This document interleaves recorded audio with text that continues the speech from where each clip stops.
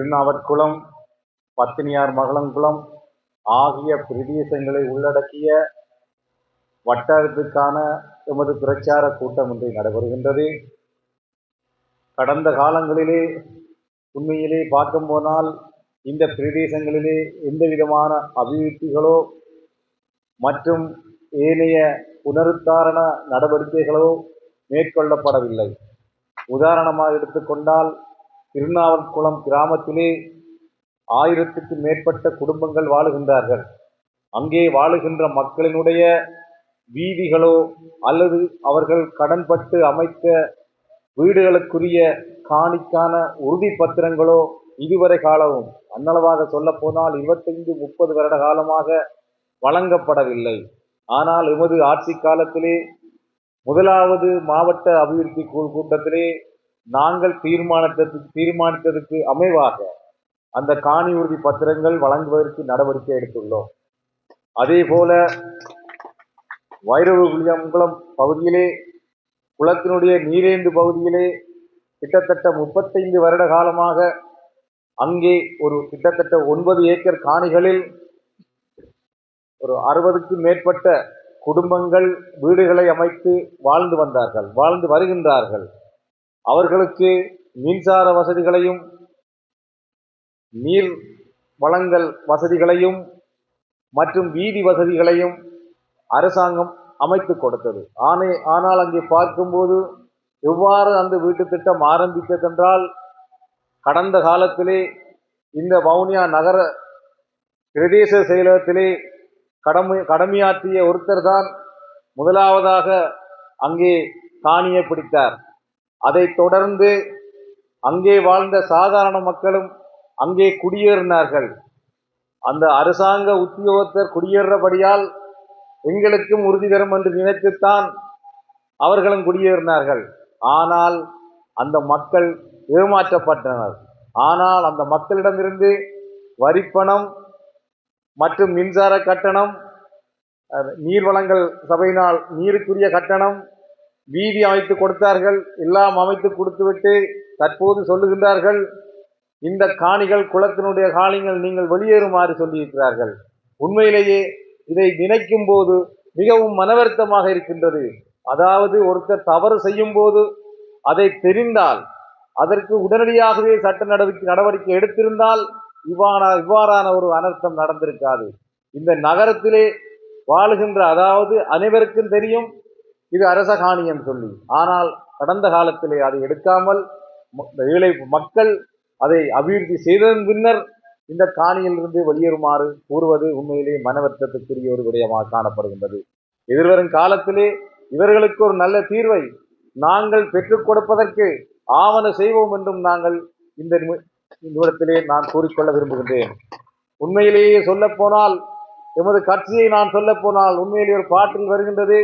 கிளி என்று சொல்லும் போது நான் சொல்லுகின்றேன், நான் எங்களுடைய அம்மையாரை சொன்னார் அம்மன் சிலை என்று. நம்முடைய கட்சியை நான் சொல்லுகின்றேன், ஒளி தாங்கும் கற்கள் தானே மண் மீது சிலையாகும். எமது கட்சி பலரால் அடிக்கப்பட்டு உள்ளியால் செதுக்கப்பட்ட மாதிரி பல அரசாங்கத்தினால், ஆட்சியாளர்களினால் உள்ளியால் அடிக்கப்பட்டு செதுக்கப்பட்டு தான் இந்த ஒரு சிறந்த கட்சியானது உருவானது என்பதை யாராலும் மறக்க முடியாது. இவ்வாறு சிலையாகின்ற இந்த கட்சியானது இப்ப கடவுளாக போற்றப்படுகின்ற ஒரு சூழ்நிலை அந்த ஒளியால் செதுக்கினவருக்கு கூட ஏற்பட்டுள்ளது. உண்மையிலேயே இந்த ஆட்சி கடவுளுடைய தீர்ப்பு என்பதில் எந்த ஒரு மாற்றமும் இல்லை.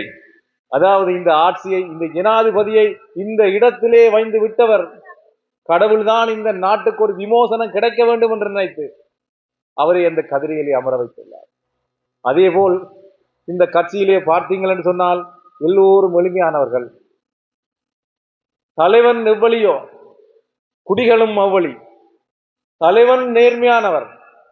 அங்கே கட்சியில் இருக்கின்ற பாராளுமன்ற உறுப்பினராக இருந்தால் சரி, ஏனைய உறுப்பினராக இருந்தாலும் சரி, அனைவரும் நேர்மையானவர்கள். அதேபோல் எதிர்வரும் காலத்திலே இந்த மக்களையும் அரச உத்தியோகத்தர்களையும் அவ்வாறான ஒரு பாதையிலே இட்டுச் செல்வதற்கு எமது கட்சி முழு மூச்சாக இறங்கியுள்ளது என்பதையும் நான் இந்த தருணத்திலே கூறிக்கொள்ள விரும்புகின்றேன். அதேபோல் சிலர் விமர்சிக்கின்றார்கள், நாங்கள் தமிழ் கட்சிகளுக்கு வாக்களிக்காமல் சிங்கள கட்சிகளுக்கு வாக்களிக்கின்றோம் என்று. உண்மையிலே இலங்கையிலே காணப்படுகின்ற பெரிய ஒரு தமிழ் கட்சி எது தெரியுமா? தேசிய மக்கள் சக்தி. 13 பாராளுமன்ற உறுப்பினர்களை கொண்ட மிகப்பெரிய ஒரு கட்சி தேசிய மக்கள் சக்தி என்பதை இந்த தருணத்திலே நான் உங்களுக்கு கூறிக்கொள்ள விரும்புகின்றேன். அதேபோல் கடந்த காலங்களிலே தமிழ் மக்களினுடைய ஏக பிரதிநிதிகள் என்று கூறிக்கொண்டு சொன்னவர்கள் உண்மையிலே இப்போது அவர்கள் சொல்ல வேண்டும், தேசிய மக்கள் சக்தி தான் தமிழ் மக்களின் ஏக பிரதிநிதிகள் என்று. ஏனென்றால் கடந்த காலங்களிலே ஓரளவு கூடிய ஆசனங்களை பெற்றவுடன் இந்த வீரவசனத்தை பாவித்தார்கள். உண்மையிலே அவர்கள் நேர்மையானவர்களாக இருந்தால், நெஞ்சில் நியாயமும் மனச்சாட்சியும் இருக்குமானால் அவர்கள் தற்போது குறிப்பிட வேண்டும், தேசிய மக்கள் சக்திதான் தமிழ் மக்களின் ஏக பிரதிநிதிகள் என்று. உண்மையிலேயே சிந்தித்து பாருங்கள். வன்னியிலே அதிகளவு ஆசனம் தேசிய மக்கள் சக்திக்கு, யாழ் மாவட்டத்திலே அதிகளவு ஆசனம் தேசிய மக்கள் சக்தி. இலங்கையிலே பாருங்கள், அதிகூடின ஆசனம் 159 ஆசனங்கள். அதை விட இந்த ஆட்சியிலே பெண் பாராளுமன்ற உறுப்பினர்கள் 20 பேர் காணப்படுகின்றார்கள். உண்மையிலே அதிலும் 3 எமது இனத்தை சேர்ந்தவர்கள். இங்கே சொன்னார்கள், வன்னியிலே ஒரு தமிழ் பாராளுமன்ற உறுப்பினருக்கு அமைச்சு பதவி வழங்கவில்லை என்று. ஆனால் அங்கே பாருங்கள், தென்பகுதியிலே எங்களுடைய சகோதரி தெரிவு செய்யப்பட்டுள்ளார். அவருக்கு கேபினட் அமைச்சர் பதவி கொடுக்கப்பட்டுள்ளது. ஏன் நீங்க அதை சொல்லும் போது இதை சிந்திக்க வேண்டும். உண்மையிலேயே ஒரு தற்போதும் அவர்கள் திருந்தவில்லை. இனவாதத்தையும் மதவாதத்தையும் தூக்கி பிடித்து, ஆனால் இந்த இளை மக்களினுடைய வாழ்க்கையும் நாட்டினுடைய எதிர்காலத்தையும் நாட்டினுடைய பொருளாதாரத்தையும் சிந்தித்தால் இவர்கள் இவ்வாறான இனவாத மதவாத கருத்துக்களை வெளிவிட மாட்டார்கள்.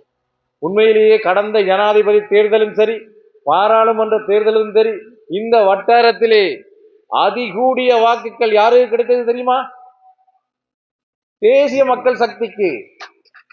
அது எண்ணும் போது நான் பார்த்தேன், நான் நினைக்கின்றேன் 1200 1300 வாக்குகள் தேசிய மக்கள் சக்திக்கு கிடை 286. நான் இந்த தேர்தலிலே நானும் போட்டியிட்டேன்.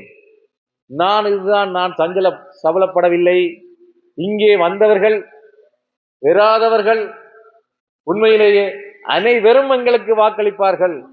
அவர்கள் கொள்கையிலேயே விசுவாசமாய் உறுதியாக இருக்கின்றார்கள். அவர்கள் இதை காட்டிக்கு வாக்களிப்பார்கள். நான் ரோய் என்னைக்கு சொன்னேன், நீங்கள் உங்களுடைய முகத்தை காட்டிட்டு வாருங்கள். அவர்கள் எங்களுடைய கொள்கையின் பின்னால் நிற்பவர்கள்.